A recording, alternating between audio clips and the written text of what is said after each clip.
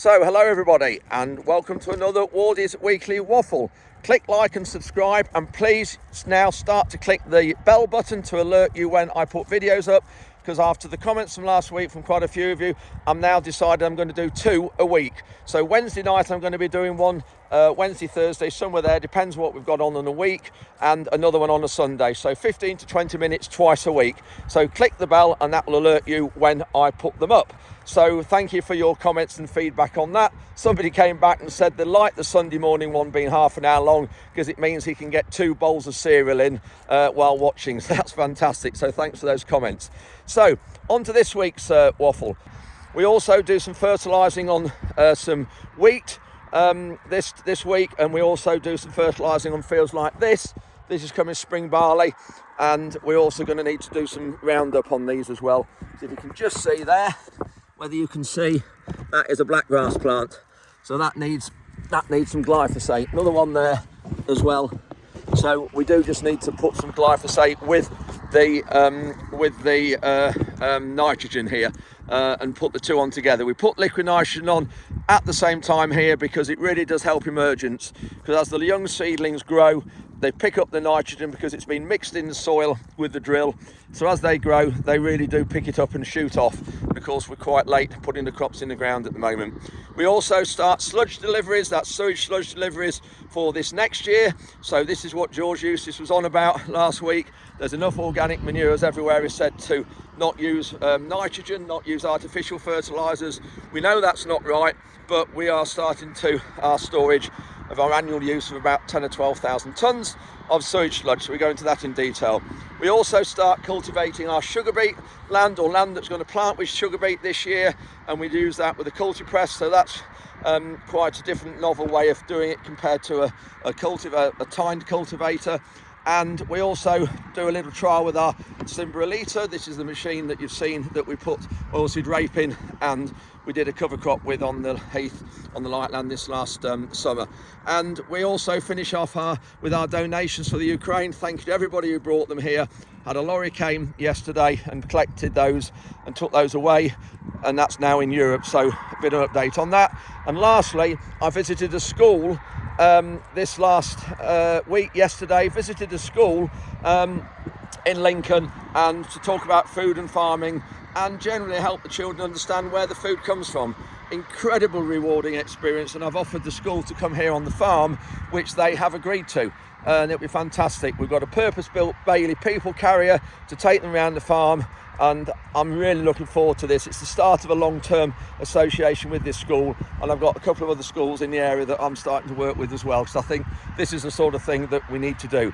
Anyway, without further ado, hope you enjoy this week's today's update. We had one I posted only on Friday night. It was a bit later than I intended in the week, but look at that one, and here we go with this week.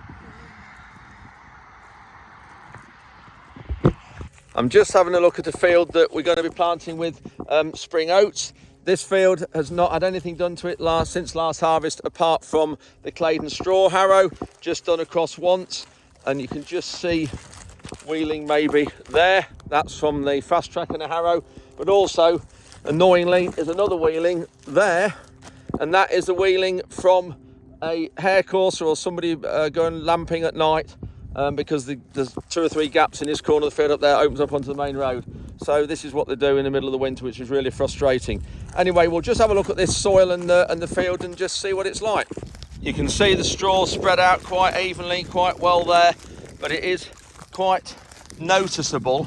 If you get into an area where there's quite a lot of straw, such as there, we'll scrape that back and look underneath there. It's still moist. Look at that. There, still very moist. If I get some soil there, look at that. This field's about 40% clay and about 30% silt. Totally different to our heath soil. A little baby worm there. But then you go into an area where there isn't any straw, such as this area, or go here. You can see how it's cracked. The warmth of the sun and the weather the last few days has cracked it. Look at this, so much drier. So much drier. And it's Thursday today. It's about 20 degrees, 19 degrees. So a really lovely day for this. Frankie, come on. Come on, Frankie. Come on, we're going. And yeah, so needs to wait a few days of this. It was sprayed with glyphosate before Christmas, probably November time. And this is part of our blackgrass policy. I do like to go into Christmas with all the fields completely clear of weeds and blackgrass, and that's how it's helped us get rid of this, potentially, well, it is a damaging grass weed. We are going to come in here as well and put some fertiliser on, some nitrogen, and we've been doing this 2 or 3 years now, where if we're spraying glyphosate before we plant the crop, we'll mix some liquid nitrogen with the glyphosate and put it through some normal spray nozzles. And that really does help the plants emerge, particularly when we're quite late drilling as we are now, because it's going to be end of March, beginning of April before we get these in. So 50 kilograms of nitrogen, which in litres terms is 128 litres a hectare of 30% Omex fertiliser, and that really does speed up the emergence. You just have to be a bit careful sometimes though of the glyphosate interacting with the nitrogen and affecting the job that the glyphosate does. But we've been doing it now, this will be the 3rd year, and it works really well. But here we're not going to put any glyphosate on because there's no weeds, and we're just going to put 50 kilos of nitrogen on here, and then when we drill it, the drill will mix that nitrogen in the soil, the liquid nitrogen will mix it in the soil, and it'll be there the minute the plants and the seeds put out little minute roots. It'll be there to take up and help it to grow and establish and really just zoom away from the seedling stage. This was the press that Tom had on the back of the Solo you saw in last week's video. We just need to change the points before we use it next, which is for working sugar beet land. And you can see some of these points, how worn they are when you put a new one alongside. Look at the difference there, and how much underneath there it's worn to the bottom of the leg, and that one's even worse. So some of these can be turned round. Right, that one. And that one, and use the other side. But it's important with sugar beet that it's all cultivated the same depth, so we do things slightly different with sugar beet now, and you'll see next week's video that we don't use a standard cultivator. We use this, and then we've got a contractor comes in with a tempo, Vardostat tempo direct drill to direct drill the sugar beet, and you'll see that next week. We've got Severn Trent delivering some more sewage sludge for us, which is fantastic with the way the nitrogen prices have gone. And there's a whole load of fertiliser nutrients in here. So we've got the lorry bringing some weight. It's probably got 8-wheelers, maybe got 20 tonnes on here. And it's Wrights and Bring It. This is the company from Twycross that we deal with, and it comes from Stoke Bardoff Sewage Works in Nottingham.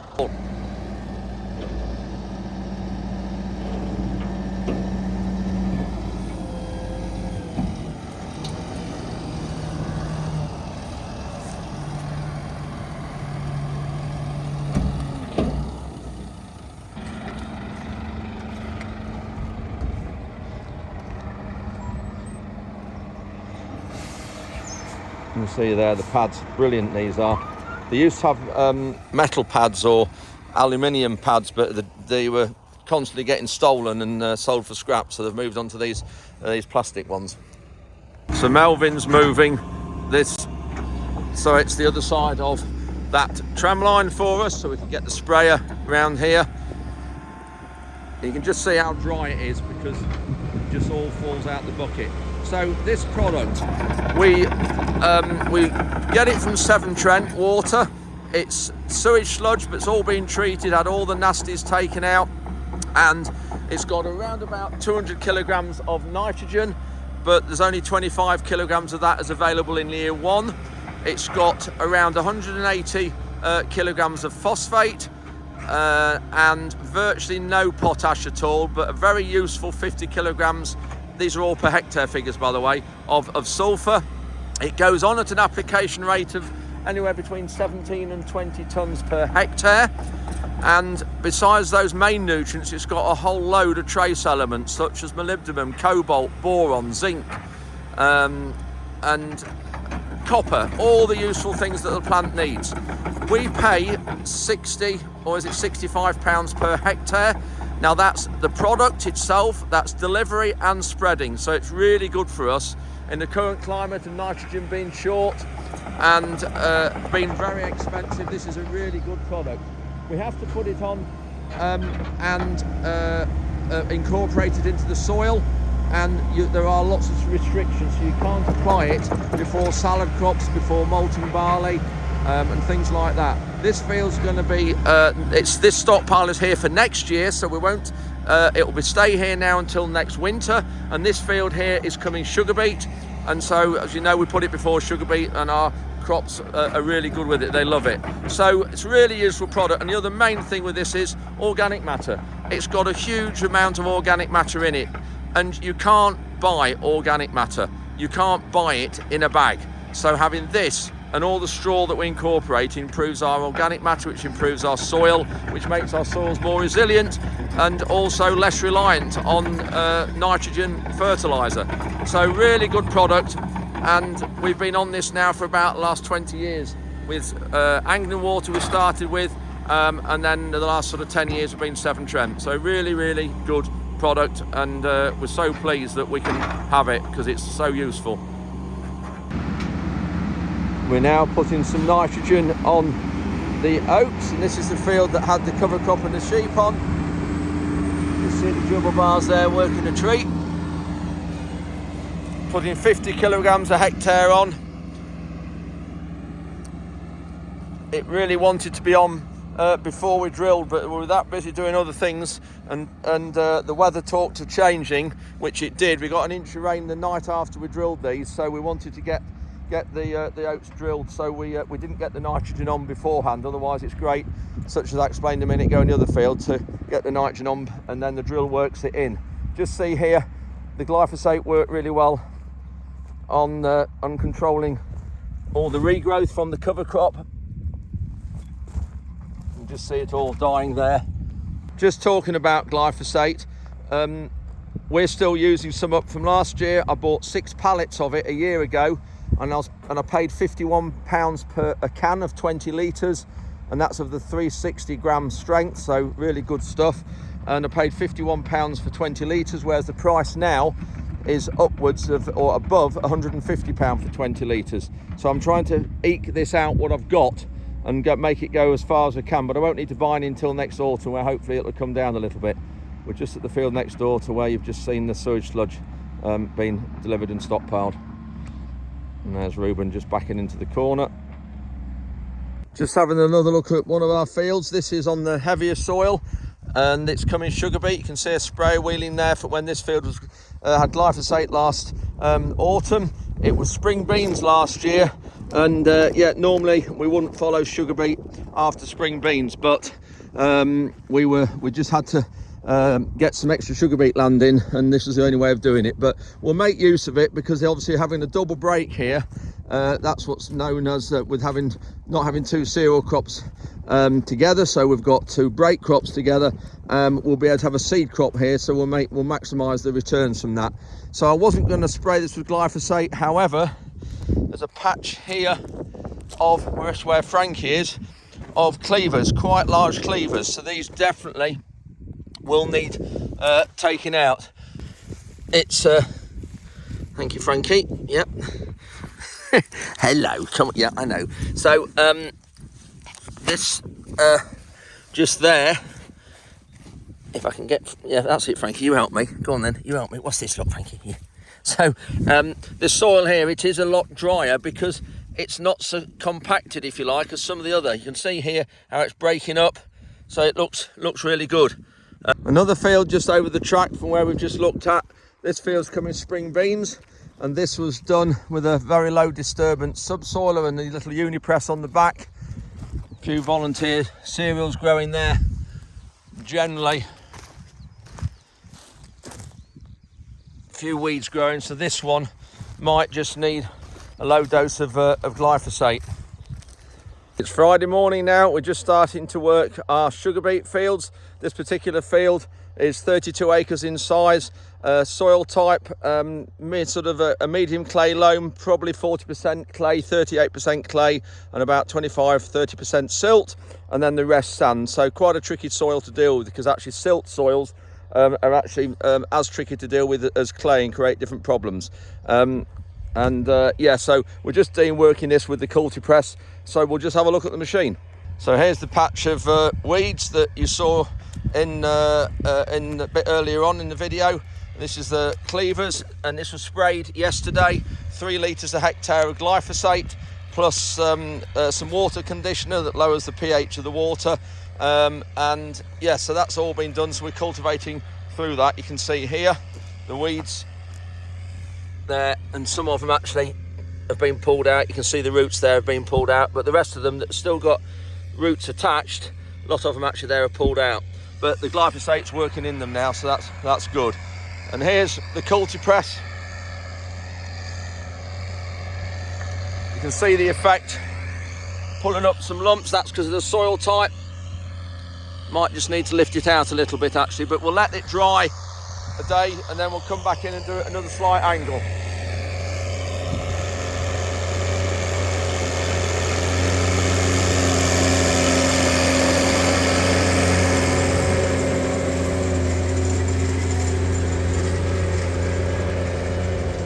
Strange machine. Some people might think for working sugar beet land, but on our heavy land we find this is what works really, really well. And all the aim of this is to level it out. So you can see the soil here is a bit unlevel, but the aim is to level it out. It was done with the Solo, our Simba Solo, very early last autumn, and this is the effect of it. We didn't have the press on behind this half. We've done a bit of a trial, which we'll look at in a minute, but this is the effect of the press, and the rings level and firm it, break any lumps, but it is just a bit wet underneath, but it does need, we need to do it. Patience required, but yeah, when you look at this, it's not too bad actually. It'll be fine if we leave it to dry 24 hours. We're doing every other breed because of the GPS. Can't turn quite so stunting, it means compacting the headlands more. So this is the beauty of having RTK steering. And the RTK stands for, is it real-time kinetics or something like that? And this is a real close accuracy one. It's accurate to within a centimetre, with accuracy within a centimetre. And so Ruben in the cab isn't holding on to the steering wheel, tractor steering itself. The dual wheels, we really like this tractor. It's very light and probably weighs 7 tonnes, maybe all up full, maybe a bit less. And all 8 wheels have only got 8 PSI in. Frankie, come here. They've only got 8 PSI in to help with ground conditions and to help minimise compaction and also get maximum grip. So here's the tines. Take the pin out.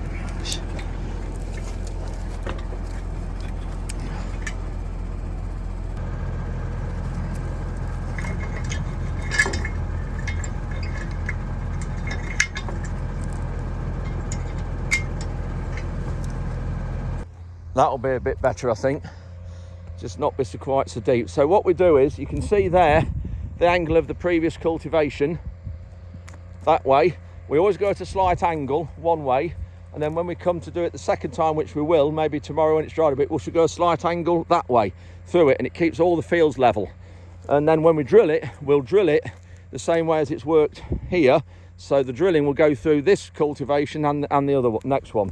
And the sprayer, this is great about our sprayer at the minute. These wheels, we've got these 710mm wide tyres on.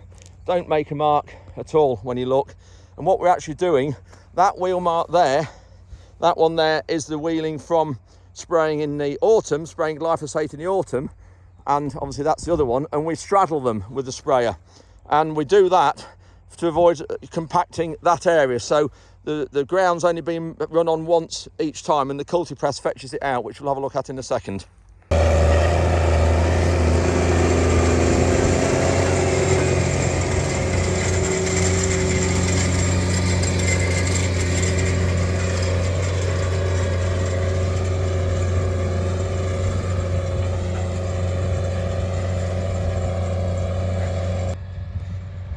So the rule book states for sugar beet you need a fine, firm seed bed, and it would probably also say don't grow it in soils with 35–40% clay. But as some of you know, I don't very often follow the rule book, and yes, we've made mistakes, but that's the way you learn. And I always say it's fine to make a mistake to learn from it, but don't make the same mistake twice. So what we're doing here, we're working very shallow with this press instead of and another sort of cultivator or light machine. And yes, it's a bit lumpy for sugar beet, but the idea is that we leave it level and we work in it with that press so that the drill that's putting the seed in the ground has a level soil surface to work on, which then means the seed's going into even depth, which is the crucial part about it. So leveling the soil off here, not working too deep, means that when we put the seed in, the seed's cutting into where we haven't worked, underneath there, which means that the moisture is still there. And the problem we've had is a very wet January and Jan, Feb and early March. So the weather always evens itself out. So if we now go into a period of a month without any rain, and we work this soil too much to try and break some of these lumps down, we dry it out, and then we need a rain to actually get the sugar beet to grow. So this is one reason why we do it like this. And it's worked for the last 3 years.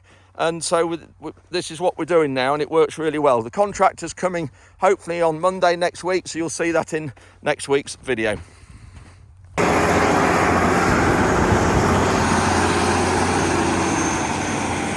You'll see there the tines, just see they are lifting it. Frankie! Come here! I'm going to have to stop this because one day she's going to go under a machine. I just hate dogs that chase machines or car tyres, so apologise for the shouting. Yeah, we'll just see this come back past us again, if I can keep Frankie under control. You can see there the legs.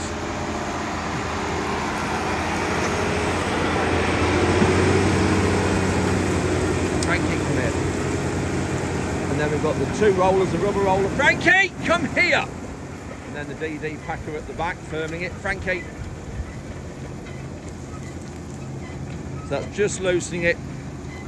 And we're just going to compare this to the other side of the field just over there that hasn't been disturbed. So, yeah, this started life as a 6 metre Simba Solo, and we redesigned it totally about probably 8 years ago, something like that. So that's all that remains from the Solo is that frame across there and this wing frame there, and then we've built all this part here ourselves. So if you look at it, we've got these low disturbance legs with very shallow wings and shallow points. We've got 11 of those. We did start off with 13 when we made it, but we've got 11 now. Got fertilizer system on there, and this is where the seed comes down the tubes. Now those tubes are in line, all of them, with the legs. Then we've got this rubber roller going around here, but there's no scraper. You can see it going around like that. It's self-cleaning. It flexes with the warmth of the weather in the summer. We've got fertilizer nozzles just here, so that's putting a little stream of liquid fertilizer on when we put rape in. This is, and this is in line with the seed. And there's the hopper behind that sheet there for the seed, for the rape seed. We actually also put cover crops in with this that you maybe saw on a few of my videos around Christmas time. And then we have the DD roller. You notice it's a real favourite of ours. We've got a lot of these on lots of the machines, and this firms and consolidates and just chops up any lumps, but leaves it in a good condition for establishment of oilseed rape, and also in this situation like this where you can see what it's done there. So yeah, good machine. And we converted this completely ourselves with the help of Philip Wright, Wright Resolutions, who I've known a long while from my involvement with Simba when they were going. So yeah, it's a great machine, but it does take a bit of pulling. But obviously we're coming shallow with everything now. So yeah, we'll see. Have a look at it running again. Just got some haylage to deliver to a equestrian yard near Newark, and this is with the Manitou. There's 10 bales on there, and we've got the squeezer grab on the Manitou there, and we always weigh it and weigh every bale so we know what we've got. So there's 12.38 tons on this load, and then we write it in the book, and then we know exactly how many kilograms has come off each field. Yeah, just regarding fuel, we are allowed to deliver this haylage with red diesel, even though it's going to the equestrian yard, because this haylage is produced and made off our farm here. If I was collecting haylage from another farm and delivering it to this equestrian yard, then I would have to be on white diesel. But to be honest, with the way the price is, Yeah, what is the 60p a litre difference? It's crazy. We are getting ripped off somewhere. When you look at the fuel, the duty in red diesel is only 11p. I think it might even be less now. The VAT, take the VAT off red diesel. How come red diesel is still £1.20 a litre? It should be no more than probably 80p at the very, very most. So someone is ripping us off here yet again. Got a lorry arrived to collect the donations that we've been storing for Lincolnshire and Nottinghamshire. And they're on the way to Poland and Ukraine.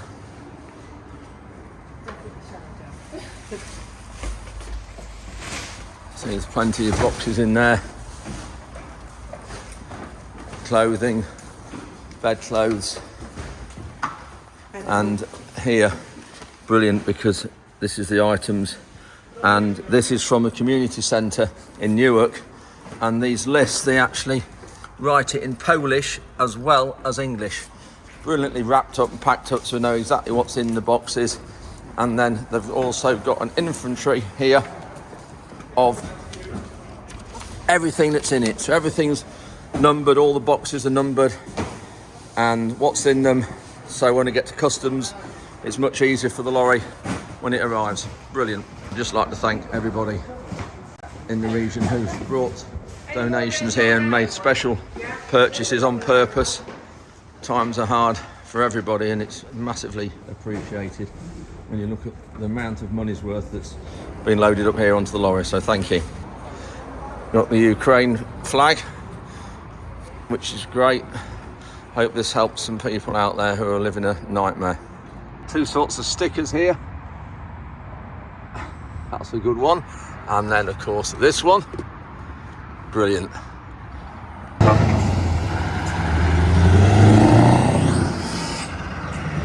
That's it, heading across or down to down south, down to Kent to the ferry, and it'll be on the ferry across to Poland tomorrow. Fantastic. Thank you to everybody who's donated to this load.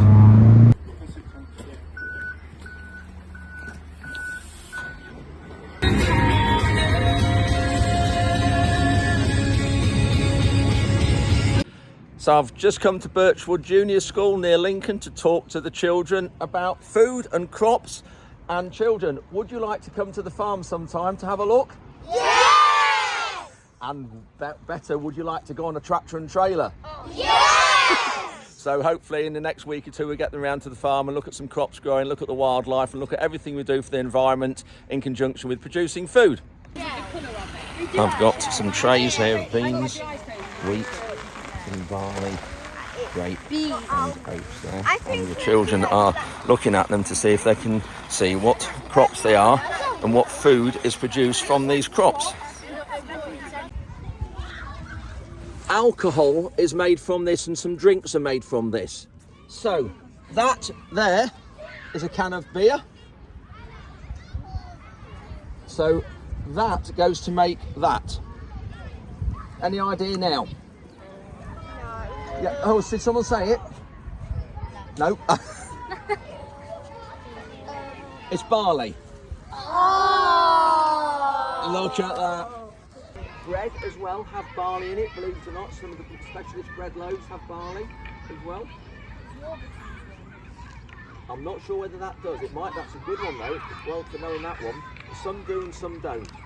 And this is a specialist variety, malting barley, to make beer and whiskey. There is other varieties we have to make animal feed. So that is the barley, and there's quite a lot of that grown in Lincolnshire because of our soil types are really, really good for growing barley. Similar. Think of another instead of cereal. Sometimes in the morning I didn't have cereal because I can't have it. I had gluten-free something that. Oh, what do you think it is? Oats. And what could oats be used for? Oatmeal, porridge, couldn't they? Soup. Can you use oats for yogurt? Right, go for it. What made you want to be a farmer? I was brought up in farming. My father started the farm, and my father isn't with us anymore. He died a year and a half ago. But I was brought up into farming, and all my family have farmed for generations. And I love the outdoors, I love wildlife, and I just love producing food and being in the outside and being in the fresh air. I'm afraid I don't have any sheep at all, not one. I don't have any livestock or animals. So I have no sheep, no cows. I have a dog and a few cats, and that's it. Yes?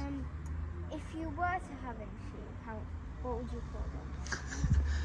I would call them difficult, because all sheep want to do is get out.